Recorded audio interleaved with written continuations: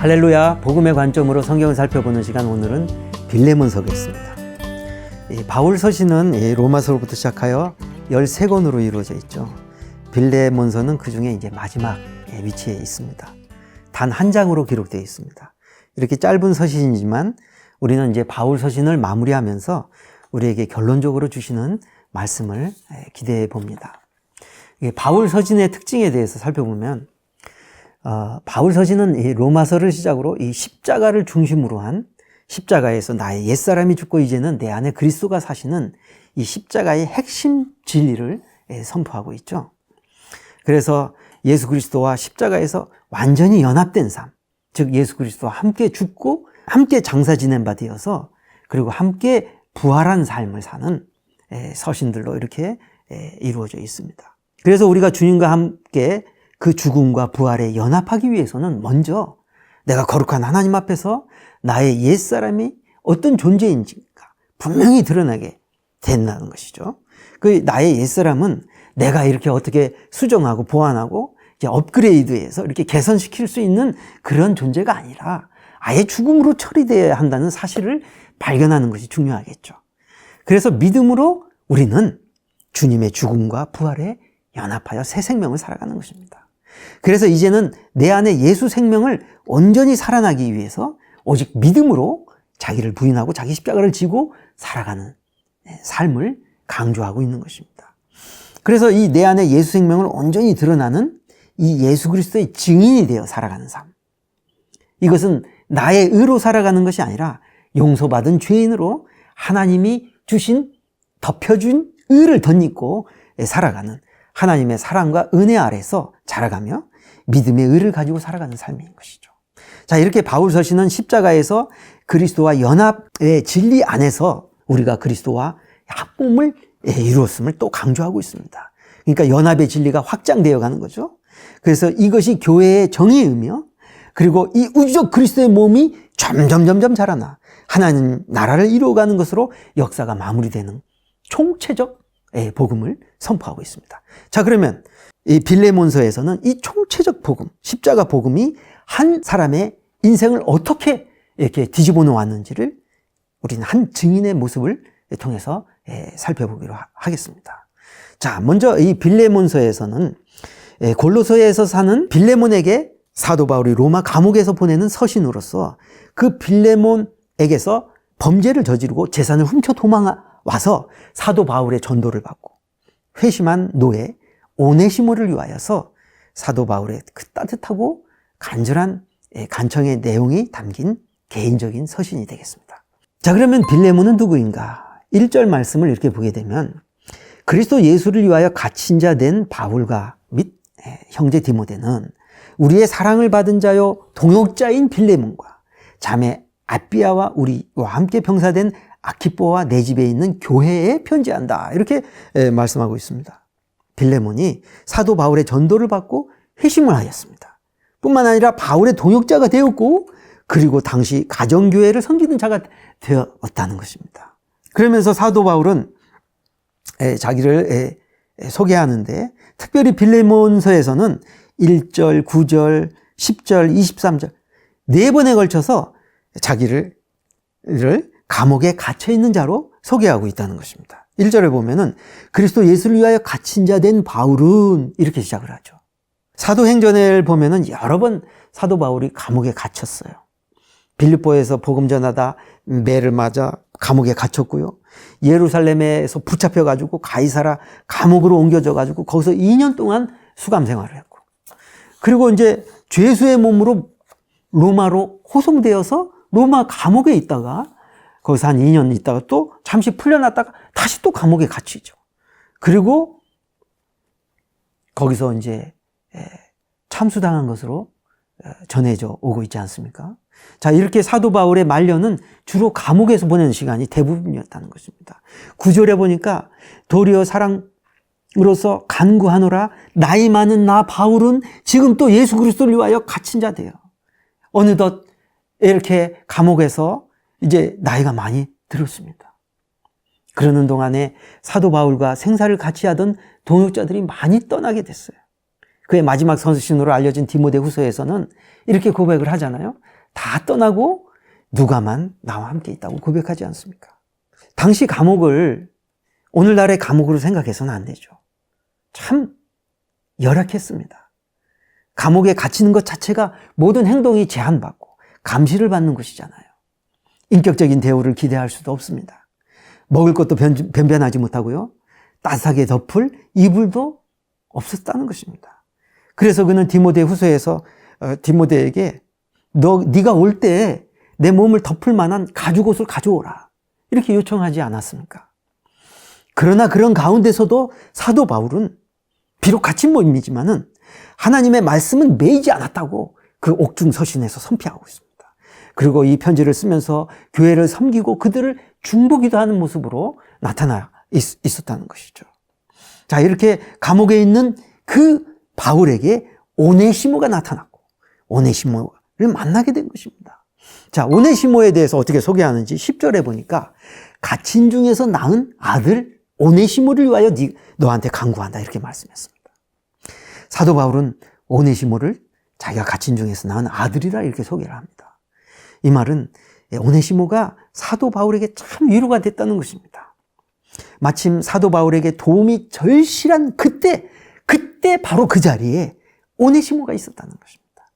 그래서 오네시모의 그 소중한 섬김을 받았다는 것입니다. 11절에 보니까 그가 전에는 너에게 무익하였으나 이제는 나와 너한테 유익함으로 오네시모의 섬김으로 인하여 많은 유익을 얻었고, 자, 열악한 감옥에서 누군가의 섬김을 받는다는 것은 생명과도 같은 섬김 아니겠습니까? 그런데 12절에 보면 이제 내가 너에게 돌려보낸다. 그는 내 신복이다. 여기서 신복이라는 표현은 것은 나의 내장, 즉 심장과 같은 오네시모를 향한 사도 바울의 그 동정과 애정이 담긴 표현이라고 할 수 있는데 13절에 그를 내게 머물러 있게 하여 내 복음을 위하여 갇힌 중에서 너 대신 나를 섬기게 하고자 하는 사도 바울의 바람과 요청이 있었다는 것입니다. 그런데 한 가지 복음 앞에서 해결해야 할 문제가 있었던 것이죠. 그것은 이 사도 바울에게도 중요하고 오네시모에게도 그리고 빌레몬을 위해서도 반드시 해결해야 될 문제였던 것이죠. 왜냐하면 오네시모는 도망친 노예였다는 것입니다. 자, 그러면 오네시모가 어떻게 도망자가 되었을까? 자, 로마 시대에 노예가 도망자가 된다는 것은 예사로운 일이 아니죠.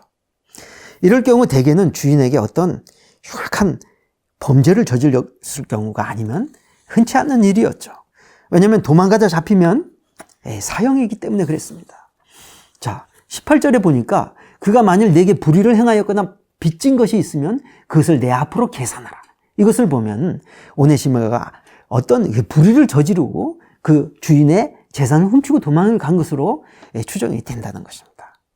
재산이 탐이 나서 훔치고 도망간 것이 아니라 어떤 용서받지 못할 죄를 범하고 도망친 것이죠. 그런데 도망자의 삶을 살기 위해서는 많은 여비가 필요했기 때문에 주인의 재산을 훔치고 도망갈 수밖에 없었던 것이죠. 자, 도망자가 된 오네시모는 흘러 어느덧 로마까지 오게 된 것이죠. 왜 로마로 도망갔을까? 노예가 도망가면은 금방 잡히잖아요. 그래서 주인으로부터 가급적 멀리 도망갈 수밖에 없죠. 그리고 신분이 노출되지 않은 곳으로 가야 되기 때문에 각국에서 온 수많은 사람들이 모여 사는 대도시 로마가 적당하지 않은가 이렇게 생각해 볼 수가 있습니다. 어쨌든 이렇게 해서 로마에 온 오네시모는 로마에서 바울의 전도를 받고 회심하고 새 사람이 되었어요. 하나님의 은혜가 아닐 수 없습니다. 노예로 평생을 도망치면서 유리방황할 그가 위대한 전도자 바울을 만나서 새 사람이 된 것은 하나님의 큰 은혜였죠. 그리고 옆에서 바울을 섬기며 동역하는 자가 되었던 것입니다. 그의 과거를 털어놓았겠죠? 바울은 그 주인이 바로 자신이 복음을 전하였던 빌레몬이었던 것을 알게 되었던 거죠.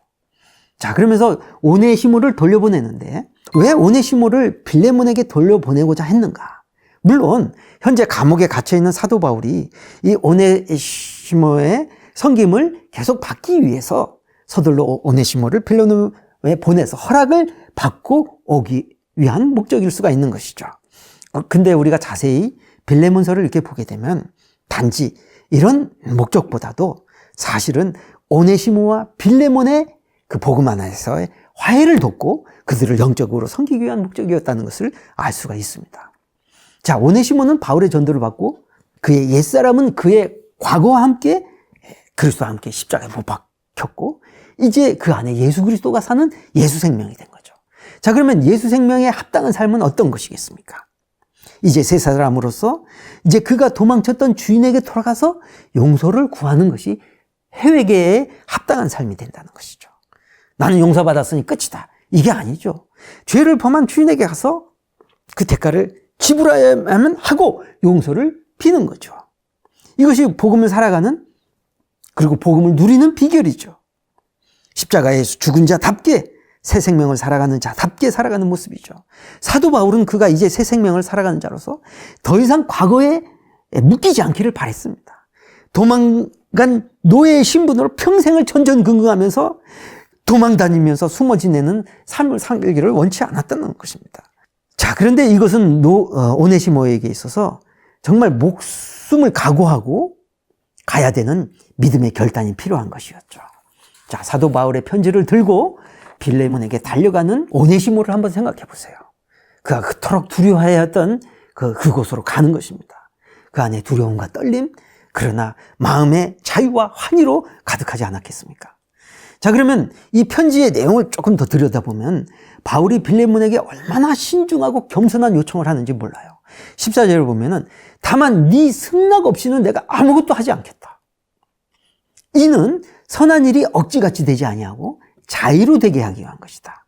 자, 여기서 사도 바울이 왜 굳이 빌레몬의 허락을 받으려고 했을까? 사도 바울은 빌레몬에게 그리스도인으로서 이 용서를 하는 기회와 기쁨을 누리도록 도와주는 것입니다. 이 사건은 빌레몬에게도 깊은 상처가 되지 않았겠습니까? 그리고 이 사건이 왜 중요하냐면요. 이 사건을 처리하는 이 바울에게서 우리가 배울 점은요. 만일 사도 바울이 당장 오네시모의 섬김이 필요하다고 해서 빌레몬의 승낙 없이 그를 맞이했다면은 나중에 빌레몬이 이 소식을 알고 시험에 들지 않겠습니까? 빌레몬의 권위 아래에 오네시모가 있잖아요. 빌레몬과 오네시모의 관계가 복음 안에서 회복이 된 상황에서 사도 바울이 오네시모를 맞이하는 것이 아름답고 선한 일이었다는 것입니다. 그래서 사도 바울이 이렇게 요청을 하는 것이죠. 8절에 보니까 내가 담대히 마땅한 일로 명할 수 있지만은 도리어 사랑으로서 강구한다. 얼마든지 사도 바울은 빌레몬에게 명령할 수 있는 사도의 권위가 있었습니다. 그리고 빌레몬은 사도 바울에게 말할 수 없는 영적인 빚을 짓지 아니겠습니까? 그런데 만일 그 사도의 권위로 명령을 하고 빌레몬이 어쩔 수 없이 순종하는 모양이었다면은 빌레몬에게 별 유익이 없었을 거 아니겠습니까? 근데 사도 바울이 겸손하게 마땅히 명령할 수 있지만은 그 승낙 없이는 아무것도 하지 않을 것이다. 그가 종으로 너를 떠났지만 이제는 그리스도 안에서 한 형제니 잘 영접해달라고, 내가 혹시 갚아야 될 것이 있으면 나에게 얘기해달라고 이렇게 함으로써, 이것은 사도 바울이 이 편지를 쓸 때 빌레몬의 용서를 의심해서가 아니라 기쁨으로 영접할 것을 믿어 의심하지 않았지만은 그 기쁨이 배가가 되게 하기 위해서 이렇게 사도 바울의 마음을 편지로 전달하였던 것입니다. 자, 빌레몬이 이렇게 돌아온 오네시모를 이제 그리스도 밖에서는 종과 주인의 관계요, 용서받을 수 없는 원수 관계였다 할지라도 이제 그리스도 안에서는 그리스도의 피값으로 사신 한 형제로 영접할 것을 믿어 의심치 않은 거죠. 자, 이렇게 복음 안에서 새롭게 회복된 관계에 대해서 15절에 그가 너를 잠시 떠나게 된 것은 너로 하여금 그를 영원히 두게 합니다. 이후로는 종과 같이 대하지 아니하고 종 이상으로 곧 사랑받는 형제로 둘 자다.